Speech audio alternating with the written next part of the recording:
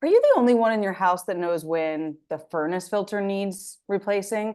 Maybe the laundry filter needs replacing. Maybe the toilet paper rolls have to make it from down upstairs to downstairs or vice versa. You're the only one that knows it. If you're that person in your house, this episode is for you. My name is Leslie Urbis. I'm a registered dietitian and a personal trainer, but as you guys all know, I love to call myself a selfless overachiever in recovery of always checking the boxes and having it perfect and releasing that and busting through the lies that we have to be the ones that do all these things because someone else told us we have to. And today I have an amazing guest I'm so excited to share. So welcome to the show, Ava. How's it going? It's really good. Thank you for having me, Leslie. It's lovely to be here. Agreed. Yeah. So we were having a good time talking before. And I swear, I think every person has been here before. But I'd love to hear kind of your story of how you started to really help yourself to become less of the only person that knew when the laundry filter needed changing.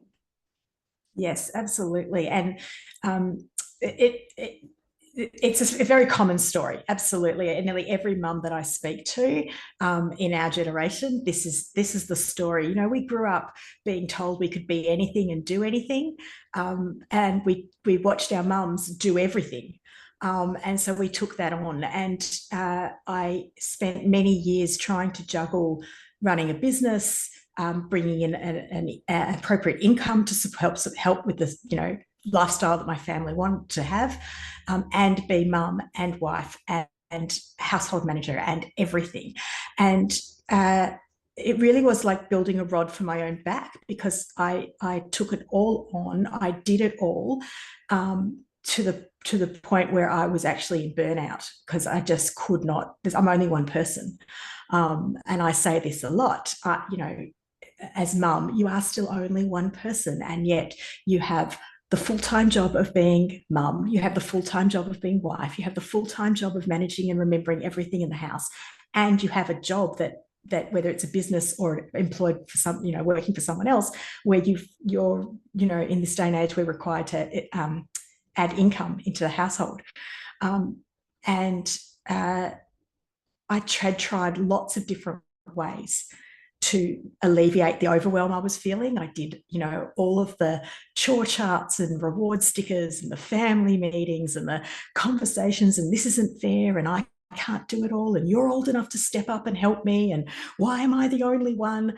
And some of it might have worked for a little while, but none of it worked enough to really alleviate my overwhelm, to the point that I ended up in actual burnout. And that was a real eye-opening conversation I had with a psychologist, where I was sitting on the couch in tears and heard her say, Eva, you're in burnout. This is burnout thinking. You need to step back and take a break and look after yourself. And as I crawled out of that burnout and I started to reflect on how I got there, and everything that was on my shoulders, and realizing, that what I had been trying was just band-aid fixes and was never going to actually make a difference to me, to my life, to my overwhelm. But even more, what I was role modeling for my children was exactly what had been role modeled for me. So while my mother said, you can be anything, you can do anything, I watched her do everything. And I was doing exactly the same. And so in that realization, I started to look for different ways to be and different ways to manage the house. And I stepped through from being micromanager to actually being able to be the household CEO. I love it. I can totally relate. And I was actually just thinking about this the other day, maybe even the past few years, because my dad and my mom would constantly have this fight. And even as I'm older, like I'm in my 30s, and they still have it. My dad's like, I would do it, but if I do it, it's still done wrong. So why waste the time? Right. And like, I totally understand, because I remember this growing up. And when I first got married, that was never a thing. It really wasn't a thing until we had kids. And then he was never around really for the job that he does. So it was just typically me. And then when we finally came back to being full time, it took about 6 or 7 months for me to be like, wait, what? Like, wait, I'm doing it all still, and you're just here, right? Here, Now, I do yes. believe that a woman is built differently. Like, we know as they're sitting there just scrolling their phone or playing a video game or just chilling, we're like, okay, the paper towels need to be changed. We need toilet paper from upstairs to downstairs. The laundry filter has to be changed, right? Like, so we've got the list of things. And meanwhile, they're over there in like la la land, but it's not on purpose. It's because they don't know. It's because of the way we've been conditioned. Yeah. It's that societal preconditioned gender bias. Mm-hmm. We've been raised to know. We've been raised to be aware. They've been raised that somebody else is going to do it. Mm-hmm. And it's in letting that go. It's in realizing that and letting that go, not in a way of being nasty, but in a way of care and consideration. It's all very good to hand them the fitted sheet and say, you know, the bedding, and say, go make the bed. But if they've never had to make a bed, how are they going to get a fitted sheet onto the bed? Right? Yeah. And so you can't just throw your hands up and say, I'm not doing this anymore, which is the other thing that we do. We throw a big mummy tantrum. So I'm not doing this anymore. The whole thing falls apart because no one else knows how to do it. Or we're still holding on to that there's only one way to do it. Mm-hmm, mm-hmm. And if they don't do it the right way, then it's not done. It's not okay. And so yes, there is something in that gender discrepancy or age discrepancy, kids and parents, you know, but it's a conditioning, it's a learning. And when we look at it from that perspective of consideration and compassion and understanding, that's when we start to reconnect and actually, I say, you know, you don't want to just delegate, you want to collaborate because you want to be able to really accept their support, and you want them to feel that they've got some buy-in and that they're valued, just as you want to feel valued. Completely. I completely agree with you on that thought process. So I think that you're definitely speaking to a lot of people for sure when you say this, you know, people that don't, it's really that we have accepted that role, right? We have, moms are supposed to do it all. We're supposed to not cry for help, including, you know, as you know, I teach digestion codes, body image, everything. If you have one little thing, as I claim, selfless overachiever, that box is not checked, you as a woman in your head know that box is not checked and you're about to go check it. Right. And if you can't accomplish that check mark, it haunts you every day, day in, day out, when you wake up, when you do something.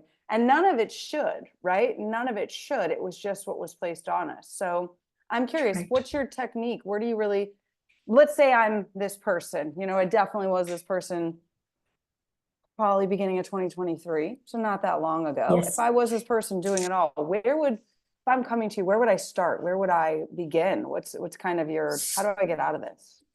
Yeah, absolutely. So the first thing is that you've got to look around and acknowledge and realize what is working and what isn't working. You can't map out your journey somewhere if you don't know where you're starting. So yeah, what is working, what isn't working for you in the home. And then the key really from there is curiosity. We are very good as mums knowing the answer for everybody in the house. But that's only us, again, taking on the role that we've been conditioned to take on. When we can actually stop and be curious and find out from the other person's perspective, why doesn't he notice that the toilet paper needs to be moved from downstairs to upstairs? What is going on for him? I can assume it's because he just thinks I'm going to do it. But what really is it? Am I right? Am I wrong? So when we get curious and we explore what's going on for other people, that's a really good starting point.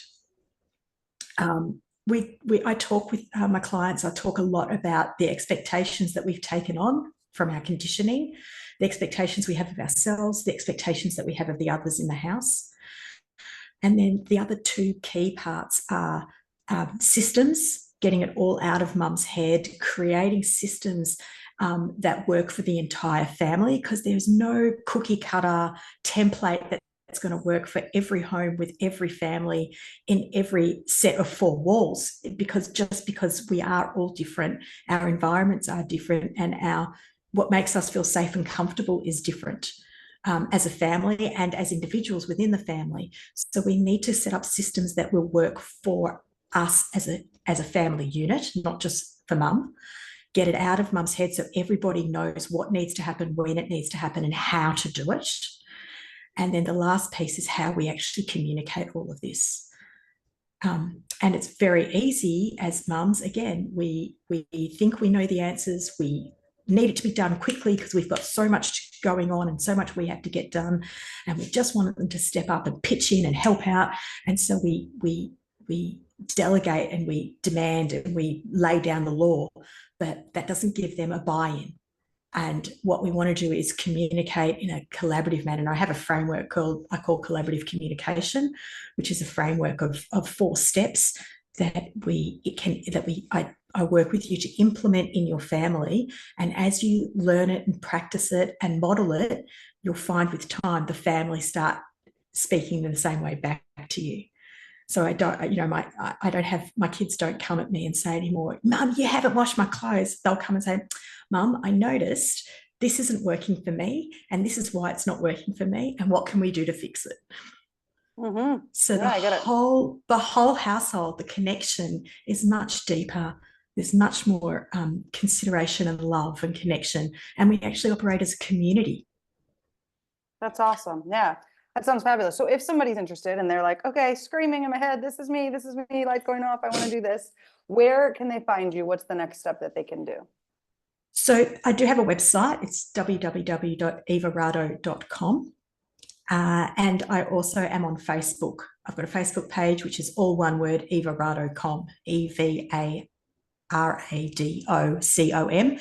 And there's lots of hints and tips and information, and I'm all about bringing the fun back into the family. And so there's, a lot of that goes on the Facebook page as well. And those are the 2 best places to find me. That's awesome. Yeah, I love it. I will post those right below here too. So please go do that. I literally just did it as we were talking, so that way I would follow her as well. And so go do that and get your tips and things along the way. Thank you for being a guest. This has been absolutely fabulous. For those of you that are watching on the YouTube, please like, share, and subscribe to this channel. And as always, bye for now. Have a fit and fabulous rest of your day. I will see you all on the next one.